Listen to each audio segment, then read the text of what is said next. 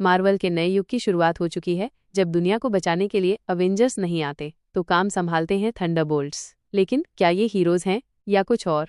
Thunderbolts का final trailer 4 दिन पहले रिलीज हुआ और फैंस की थ्योरीज अब उड़ने लगी हैं। आज हम सिर्फ ट्रेलर के सीन्स को ही नहीं, बल्कि इस टीम के बनने की पूरी कहानी, हर किरदार के अंदरूनी द्वंद्व और MCU के भविष्य पर इसके संभावित गहरे प्रभावों का विश्लेषण करेंगे। ये सिर्फ एक वीडियो नहीं, बल्कि थंडरबोल्ट्स की दुनिया में एक पूरी यात्रा होगी।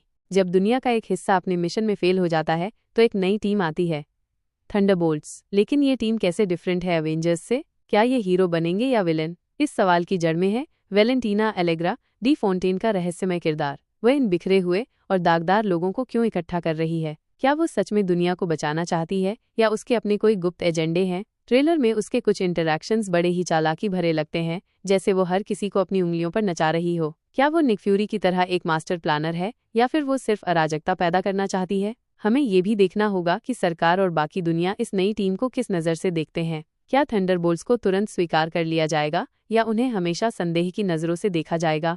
मार्वल की दुनिया अब बदल रही है। थंडरबोल्ट्स के साथ आती है एक नई टीम जो कुछ पुरानी गलतियों को सुधारना चाहती है। इस ब्रेकडाउन में हम हर एक कैरेक्टर की पिछली कहानियों को देखेंगे और ये समझने की कोशिश करेंगे कि वे इस टीम में क्यों हैं और उनका भविष्य क्या हो सकता है। येलेना बेलोवा, येलेना नताशा की बहन, अब टीम की लीडर बन चुकी है। ब्लैक विडो के बाद से हमने उसे बदला हुआ देखा है। नताशा के जाने का गम उसे अंदर ही अंदर खा रहा है। क्या ये गिल्ट उसे एक बेहतर लीडर बनाएगा या वो बदले की आग में जलती रहेगी? ट्रेलर में उसके कुछ सीन्स में वो टीम को निर्देश देती हुई दिखती है, लेकिन उसकी आंखों में अभी भी एक खालीपन है। क्या थंडरबोल्ट्स उसे एक नया परिवार और एक नया मकसद दे पाएगा? बकी बार्न्स, विंटर सोल्जर, एक ऐसा किरदार जिसने अनगिनत बुरे काम किए हैं, लेकिन अब वो शांति और प्रायश्चित की तलाश में है। The Falcon and the winter soldier में हमने उसकी इस जर्नी को देखा। क्या थंडरबोल्ट्स उसे वो माफी दिला पाएगा जिसका वो हकदार है, या उसका अतीत हमेशा उसका पीछा करता रहेगा? ट्रेलर में वो एक्शन में तो दिखता है, लेकिन उसके चेहरे पर एक थकान भी है। क्या ये टीम उसे आखिरकार घर जैसा महसूस कराएगी? रेड गार्डियन और टास्क मास्टर। रेड गार्डियन, रूस का जवाब, कैप्टन अमेरिका को हमेशा अपनी कहानियों और बढ़ा चढ़ाकर बोलने की आदत के लिए जाना जाता है, लेकिन क्या उसके अंदर एक सच्चा हीरो छुपा है? और टास्क मास्टर, जिसकी फोटोग्राफिक रिफ्लेक्सेस उसे किसी की भी फाइटिंग स्टाइल कॉपी करने देती है, क्या वो सिर्फ एक हथियार है या उसकी अपनी कोई पहचान भी है? इन दोनों का टीम में क्या डायनामिक होगा? क्या रेड गार्डियन टीम का कॉमिक रिलीफ बनेगा और टास्क मास्टर की वफादारी किस तरफ रहेगी? घोस्ट और US एजेंट। घोस्ट, क्वांटम दायरे से आई एक ऐसी योद्धा जिसकी बॉडी अस्थिर है, और US एजेंट जॉन वॉकर, जिसे कैप्टन अमेरिका की विरासत संभालने का दबाव झेलना पड़ा और वो टूट गया। ये दोनों ही ऐसे किरदार हैं जो सिस्टम के शिकार हुए हैं। क्या थंडरबोल्ट्स उन्हें एक नई शुरुआत का मौका देगा या उनके दर्द और गुस्से का इस्तेमाल किया जाएगा? घोस्ट की अपनी ज़रूरतों और US एजेंट की अपनी खोई हुई पहचान को लेकर टीम में क्या टकराव होंगे?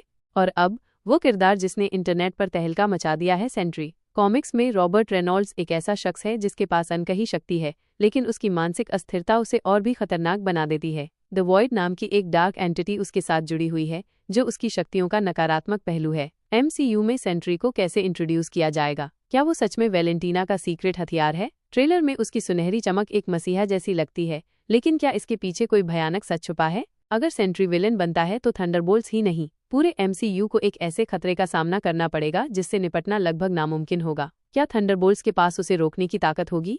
ये टीम सिर्फ बाहरी खतरों से ही नहीं लड़ेगी, बल्कि उनके अपने अंदरूनी राक्षस भी उनके सामने बड़ी चुनौतियां पेश करेंगे। क्या ये ब्रोकन टीम एक कोहेसिव यूनिट बन पाएगी? क्या वे एक दूसरे पर भरोसा कर पाएंगे, जबकि हर किसी का अपना एक छुपा हुआ एजेंडा हो सकता है? ट्रेलर में कुछ ऐसे सीन्स भी हैं जहां टीम के सदस्य आपस में लड़ते हुए दिखते हैं, जो इस बात का संकेत है कि उनके बीच तालमेल बिठाना आसान नहीं होगा। संभावित प्लॉट पॉइंट्स में ये भी शामिल हो सकता है कि टीम को किसी ऐसी मोरल डिलेमा का सामना करना पड़े जहां उनके हीरो होने पर सवाल उठे। क्या वे सही काम करेंगे, भले ही उसका मतलब दुनिया की नज़रों में विलेन बनना हो? थंडरबोल्ट्स का MCU के भविष्य पर गहरा प्रभाव पड़ना तय है। ये हमें सुपर हीरो की एक अलग साइड दिखाएगा, जहां हर कोई परफेक्ट नहीं है और गलतियां करता है। क्या ये फिल्म MCU के लिए एक नया, डार्कर और ज्यादा ग्रे शेड्स वाला रास्ता खोलेगी? क्या हम भविष्य में और भी एंटी हीरो टीम्स देखेंगे? और क्या थंडरबोल्ट्स आखिरकार अवेंजर्स की जगह ले पाएगी या उनका रोल हमेशा थोड़ा अलग रहेगा? थंडरबोल्ट्स 2 मई 2025 को सिनेमाघरों में दस्तक देगी और यह फिल्म MCU के इतिहास में एक नया अध्याय लिख सकती है। आपकी इस टीम के बारे में क्या राय है? क्या सेंट्री हीरो बनेगा या विलेन? क्या येलेना इस अराजक टीम को संभाल पाएगी? अपने विचार नीचे कमेंट सेक्शन में जरूर शेयर करें। अगर आपको ये डीप एनालिसिस पसंद आया तो वीडियो को लाइक करें, शेयर करें और हमारे चैनल को सब्सक्राइब करना न भूलें ताकि आप मार्वल की दुनिया से जुड़ी हर खबर से अपडेट रहें।